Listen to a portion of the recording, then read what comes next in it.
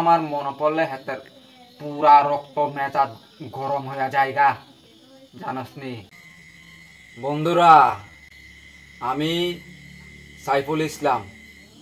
আজকে আমি আপনাদের এবং তোমাদের সবাইকে আমার জীবনের একটা কাহিনী শোনামু।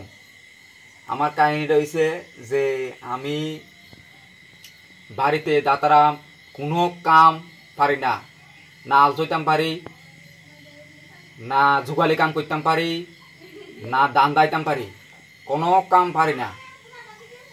তাই বাড়ি ঘরে কোনো কাম করতাম পারি না। আমার বন্ধু আগুন নাম সেলিম তে আমার একটা বুদ্ধি দিছিল যে বন্ধু তুই তো বাড়ি ঘরে বেকার, কোনো কাম টাম নাই, তাহলে তুই একটা কাম কর, যে আমার পরিচিত এই কয়েকজন বন্ধু আছে দিল্লি কয়েকজন পরিচিত আছে আগুনের। আগুন আমারে কইছে যে দিল্লি যাইবিনি, আমার জিজ্ঞাসে। আমি কইছি হ বন্ধু আমি যাবো দিল্লি, অখন বাড়ি ঘরে আমার কোনো কাম নাই, তুই আমার যোগাযোগ করে তার লগে। তাইলে আগুন আমারে ওই যে দিল্লি আসলো তার বন্ধুটি নাম্বার দিছে আমারে। নাম্বার খোলা ভেন্ডি আসলো, মনে করে একটা আসলো শান্তিবাজারের আর একটা আসলো অমরপুরের ট্রাইবেল এক্সটি।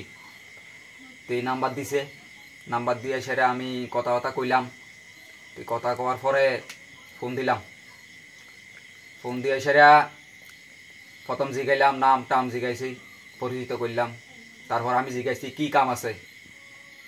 এতে কইছে বন্ধু কামের চিন্তা করিস না, এদিকে সব কাম আছে। এতে কইছে এমনি কইছে আমারে। আমি কইছি বন্ধু কি কাম আছে। হেতে কই বন্ধু তুই কি কাম করতে চাস? একদম 8 ঘন্টা কাম, 8 ঘন্টার মধ্যে 7 ঘন্টা কাম করবি, 1 ঘন্টা কামও করার লাগে না, সপ্তাহে একদিন বন্ধ। বেতন কইছি, আমি জিজ্ঞাসি তারে বন্ধু বেতন কত? বেতন বলে 18,000। তাহলে আমি বন্ধু যে মন খুশি হয়েছে আমার এই সময়। তাহলে আমি হেতারে কইছি বন্ধু এটা কান্দা কিটা? হেতে কই এটা কান্দা বলে ওই ফাঁকা নিচে বইয়া বইয়া ওই অনলাইন ডেলিভারি করতে এটা প্যাকেট করন। হেতে আমার কইতেছে অনলাইন। তাহলে আমি কইছি হ্যাঁ বন্ধু এটা পরিশ্রম আসেনি। হেতে আমি জিজ্ঞাসি, হেতে কই থল তোরা আছে না এই লেগা, তোরা লগে আমার ভালো লাগে না, তোরা বাঙাল মানুষ এমন আমি জানে, তোরা আছে না কোনোখানে কাম করতে পারতো না। আমি হেতারে কইছি না না বন্ধু এমন না, আমি কইছি আর এটা পরিশ্রম নেই। হেতে কই একদম চিন্তা করিস না, কোনো পরিশ্রম নাই। তাহলে আমি তাড়াতাড়ি টাকা হালাত মালাত করিয়া টিকিট কাটছি। হ্যাঁ বন্ধু টিকিট কাটতে সেরা বন্ধুরা আমি গেছি দিল্লি নাই সারা জীবনে মেট্রো চলছি না, প্রায় 6 ঘন্টা ওয়েট করছি দিল্লি এয়ারপোর্টে। সেই বন্ধু আমার রিসিভ করতে অন্য আইসে না, 6 ঘন্টা পরে দিল্লি এয়ারপোর্টে নাই সেটা ওয়েট করে সেটা হেতে আইসে আমার রিসিভ করে। যে খুশি সে বন্ধু, হ্যাঁ বন্ধু আর চিন্তা করিস না, যে জাম হেতে কইতাছে যে জাম রাস্তার মধ্যে তুই তো জানাস না দিল্লির মধ্যে প্রচন্ড জাম থাকে, জাম লাগা আইতো পারছে না হেতে কইছে। তারপর মিলাঘাট টুলাঘাট দিল্লি মিলাঘাট দেখা টাকা ওই এসে আবার মেট্রো ট্রেনে করে গেছি দিল্লি থেকে নিউ দিল্লি থেকে গেছি আম্বালা। এবার আম্বালার মধ্যে রুমে টুমে গেলাম, রাতটা 9টা 9:30 বাজে গেছে। রেস্ট অনেক শরীর অনেক ক্লান্ত, 6-7 ঘন্টা জার্নি করে বাসে করে গেছি।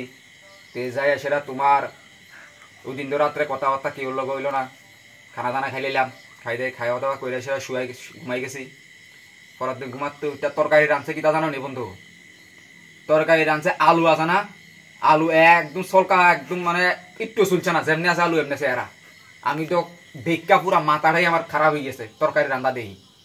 আচ্ছা যাও কাম করতাম গেছি, পিনে মনে পরিশ্রম করতে হইব, খানা দানা প্রথম আমি জানি জীবনে প্রথম ফার্স্ট টাইম বাড়ির থেকে বাড়িছি, মনে হয় সম্ভবত জানছি বাড়ির থেকে বাইরে মনে কষ্ট হয়, মনে খানা দানা একটু অ্যাডজাস্ট করতে হইব, ঠিক আছে।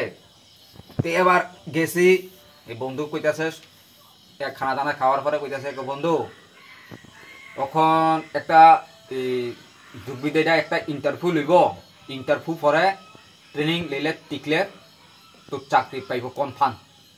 আমি কইছি বন্ধু এটা কি ইন্টারভিউ লইব? তাহলে হেতে কইছি আগে যাইয়া এদিকে ট্রেনিং কর, 4 দিন বলে ট্রেনিং করন লাগবো। তোমরা কোনো সময় শুনছো বাইরে যাই সারি কাম করতাম চাইলে ওটা 7 দিন 5 দিন ট্রেনিং করার লাগে। আমি 7 দিন ট্রেনিং করছি, 7 দিন ট্রেনিং করি।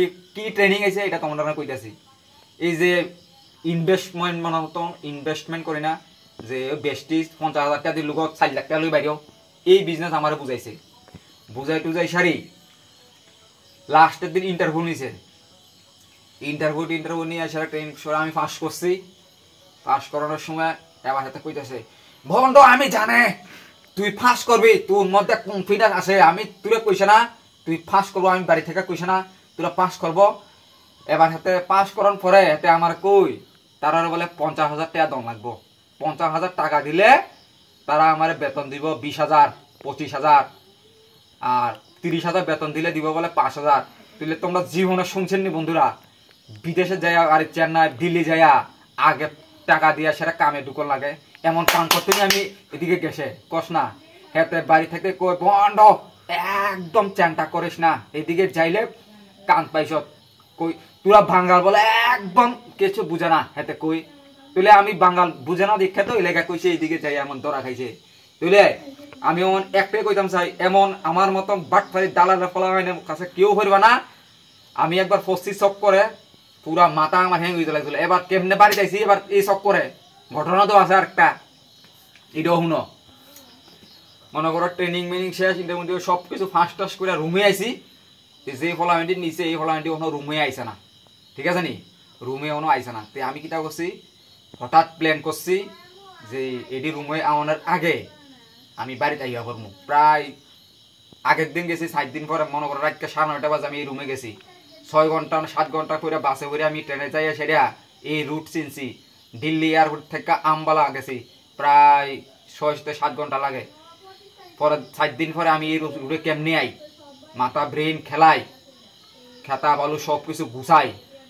এবারে আইছি দিল্লি কেমনে কেমনে গেছি মাথা একটু আসলো আম্বালা থেকে এমনি এটা কইরা ট্রেনে করিয়া কেমনে আইছি কেমনে নিউ দিল্লি আইছি দিল্লি এয়ারপোর্ট আইছিলাম তারপর এই হইছে আমার দিল্লির কাহিনী তাহলে আমি একটাই কইতাম চাই যারা একদম রাস্তাঘাট বন্দুক যেমন বন্দুক মার পেতে রক শালা সব বাটপার আমি জানে আমার নিয়া নিয়ে আমার 14,000 15,000 মতো গেছে গা আমার কাম নাই 5,000 টাকার আমার গেছে গা হালাত মালাত করে 14-15,000 তাহলে আমার এই সঙ্গে যে কষ্ট পাইছে আমি এই সঙ্গে মন চাইছে হেতারে এমনি কাটতো এখন সবাই ভালো থাকবেন ধন্যবাদ থাকবেন তাহলে বাল ফ্লাট আমার চাই লাভ নাই